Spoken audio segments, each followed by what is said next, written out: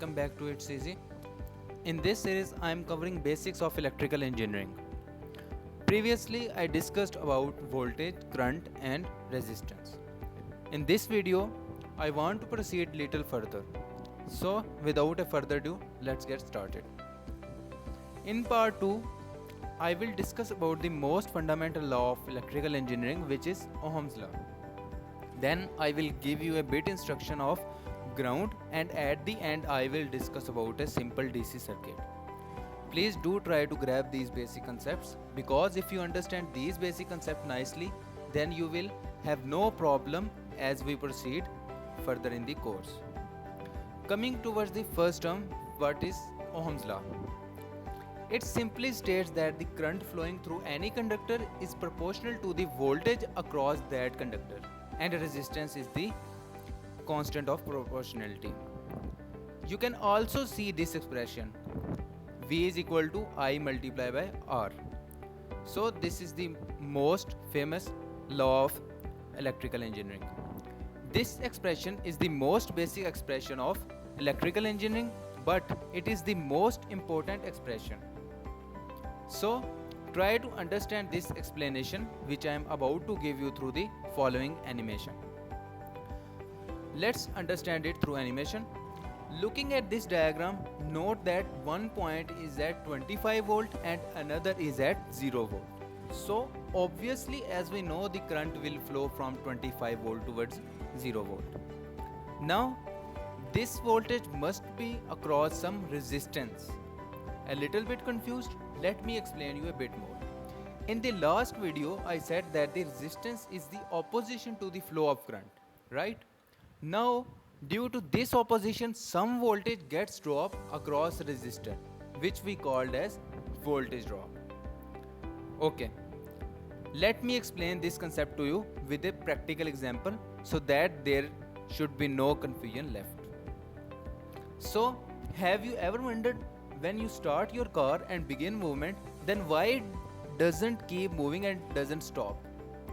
And you have to give it continuous energy in the form of petrol or diesel to keep it running. The answer is simple. There is a force called friction which doesn't let you keep moving and doesn't stop. The same case applies here. As a resistor is a kind of opposition to the movement of charges, then charges have to use their energy to keep moving, and in this process some voltage has to be dropped across resistor so that charges continue their flow. Now moving forward, what is ground?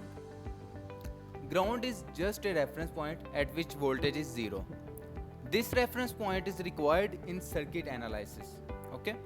As mentioned in first parts, current flows from higher voltage to lower voltage. That's why we use ground as a reference point which is at 0 volt, so that the current could flow towards lower voltage, which is ground. Okay. Finally, let's discuss about simple DC circuit. It is the circuit which only contains a voltage source and a single resistor.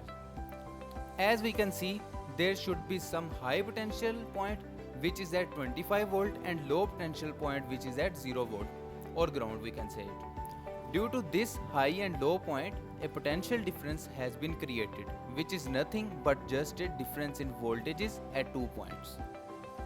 Now as there is a potential difference, then the current should flow from higher to lower point.